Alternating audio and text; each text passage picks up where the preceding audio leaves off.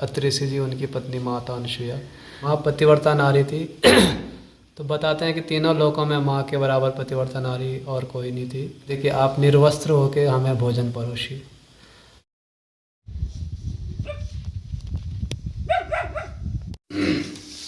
तो जब लक्ष्मी सरस्वती पार्वती जी को ये चीज़ पता चला तो उन्होंने माँ की परीक्षा लेने के लिए ब्रह्मा विष्णु मंडल जाने के लिए हम लोग रेडी हैं और अब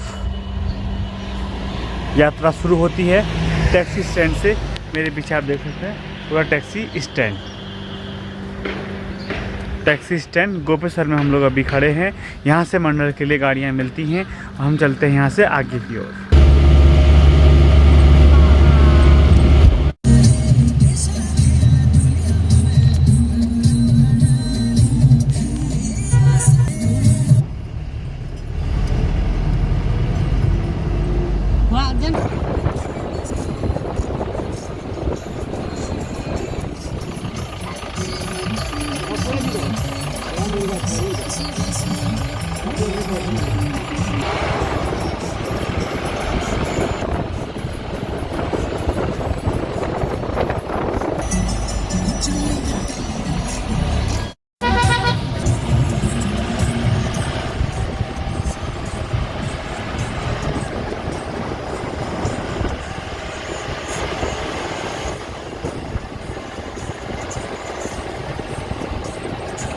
अब पहुंच चुके हैं मंडल में और यहाँ से आगे को निकलेंगे माता अनसुईया के लिए। बिल्कुल पास में मेरे सामने गेट है और निकल रहे हैं माता अनसुईया के लिए।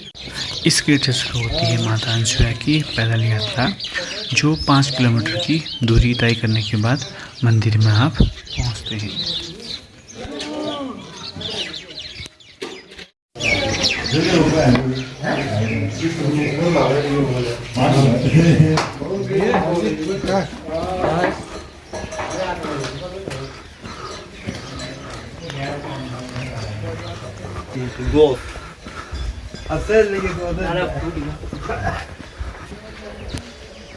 हम चल दिए हैं आगे की तरफ।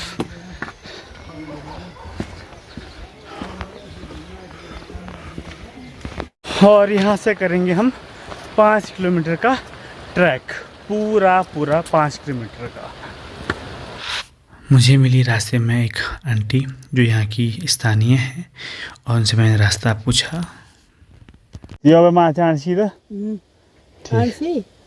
जाया नहीं है जो एक बार ना पहली बार जो नहीं हाँ वो तो माता मो नौकरी भी मांगी है, अब गाड़ी भी मांगी। माताले देवन त अब नि उन्हें कृपा छ, हम तो क्या कुछ नहीं। उन्हें मर्जी से बुलाई तभी पूछेगी नहीं, उन्हें कह जाने की पता नहीं है। ठीक है तो हाँ बेटा ओह ठीक हाँ तो खिरो ना।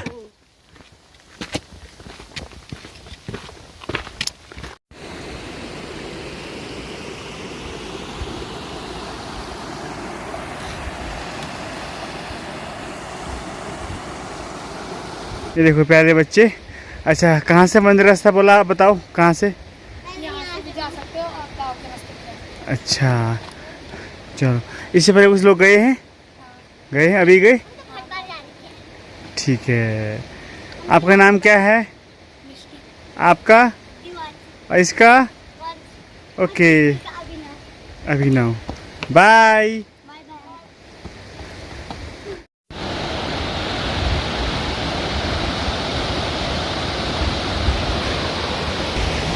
ये निकल रही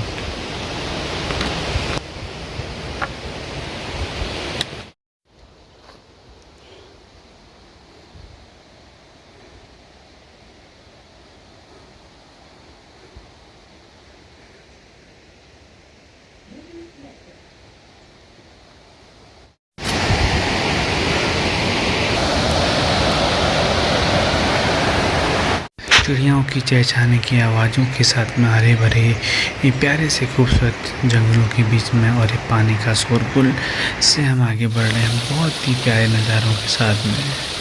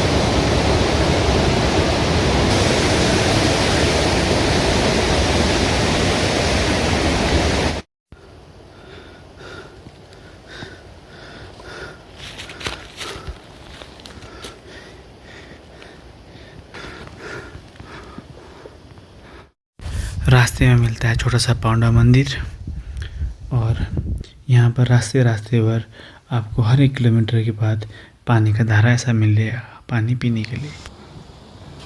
हो देखो पहाड़ी सामने पे।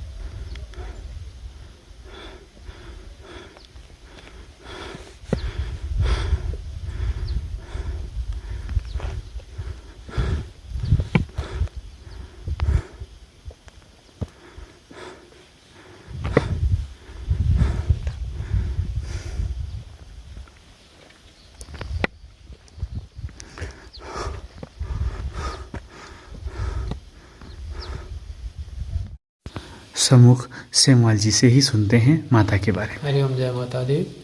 माँ अनुसुईया श्री अत्रि ऋषि जी की पत्नी है। सप्तऋषियों में आते हैं माँ अत्रि ऋषि जी, उनकी पत्नी माता अनुसुईया। तो माँ अनुसुईया की यहाँ पे तपस्थली है। बोलते हैं कि माँ अनुसुईया ने यहाँ पे साधना करी थी और यहाँ से 1.5 किलोमीटर अत्रि ऋषि जी की गुफा है, उन्होंने वहाँ साधना करी थी। माँ पतिव्रता नारी थी। तो बताते हैं कि तीनों लोकों में माँ के बराबर पतिव्रता नारी और कोई नहीं थी। तो जब लक्ष्मी सरस्वती पार्वती जी को ये चीज़ पता चला तो उन्होंने माँ की परीक्षा लेने के लिए ब्रह्मा विष्णु महेश को इस स्थान पर भेजा, और माँ की परीक्षा लेने के लिए तीनों देव साधु बन के यहाँ पे जब आए तो देखा कि वो जब भोजन का आग्रह किया माँ के दरबार में आके, तीनों ने माँ की कुटिया पे आके, तो जब भोजन का आग्रह किया तो माँ ने जब भी जो भी था होगा उस समय माँ के बाद माँ ने कंदमूल जो भी था माँ ने 3 पत्तलों में जब परोस लिया, तो तीनों देवों ने एक शर्त रख दी माँ के सामने कि हम आपका भोजन तभी ग्रहण करेंगे जब आप हमारी एक शर्त पूरी करोगे। तो माँ ने उनकी शर्त मंजूर कर ली कि साधु दर से भूखे न जाएं। तो माँ ने उनको ये बोल दिया कि आपकी जो भी शर्त होगी मैं ज़रूर पूरी करूँगी। तो माँ ने उनको वचन दे दिया। तो तीनों ने एक ऐसी शर्त रख दी कि आप निर्वस्त्र होकर हमें भोजन परोसिए। माँ की पतिव्रता धर्म, क्योंकि माँ पतिव्रता नारी थी, वो माँ की परीक्षा ले रहे थे कि माँ कैसी पतिव्रता नारी। तो माँ ने उनकी शर्त जब मंजूर कर ली तो उन्होंने एक शर्त रख दी कि आप निर्वस्त्र होकर भोजन परोसिए तो हम भोजन ग्रहण करेंगे। तो माँ थोड़ा घबरा गई, लेकिन माँ को अपने पतिवर्धन में विश्वास था। माँ ने गंगा जल हाथ में लिया और अपने पति जी का स्मरण करके तीनों में छिड़क लिया। तो बोलते हैं कि तीनों देव छोटे छोटे बालक बन गए, ब्रह्मा विष्णु में 6-6 महीने के। तो जब तीनों देव बालक बन गए तो फिर क्या था माँ के लिए, माँ ने अपने पास रखा और अपना दूध पिला के 6 महीने तक ब्रह्मा विष्णु महेश बोलते हैं कि इस स्थान पे बालक बन के रहे। तो जब तीनों देव यहाँ बालक बन गए तो पूरी सृष्टि का सारा संचालन रुक गया। किसी को पता ही नहीं कि ब्रह्मा विष्णु महेश कहाँ चले। केवल नारद जी और 3 देवियों को पता था कि अक्षय आश्रम गए थे और वहाँ से वापस नहीं आए। तो फिर जब नारद जी को तीनों देवियों ने बोला कि भाई आप देख के आओगे, तो नारद जी ने बोला कि नहीं मैं तो अब जा नहीं सकता हूँ। जब तीनों देव वापस नहीं आए तो मैं क्या चीज़ हूँ बोले।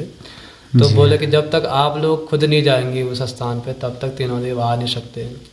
तो नारद जी ने जब तीनों देवियों को विवश होकर इस स्थान पे आना पड़ा। और जब देखा तो वो भी साध्वी बन के आए, और जब देखा कि तीनों देव यहाँ तो बालक बने हैं तो तीनों देवियाँ माँ की शक्ति को समझ गई और उनके पतिव्रत धर्म पे जो उनको शक था या कुछ वो था, तो वो समझ गई कि माँ तो जरूर इसमें कुछ न कुछ शक्तियाँ हैं माँ के तप में।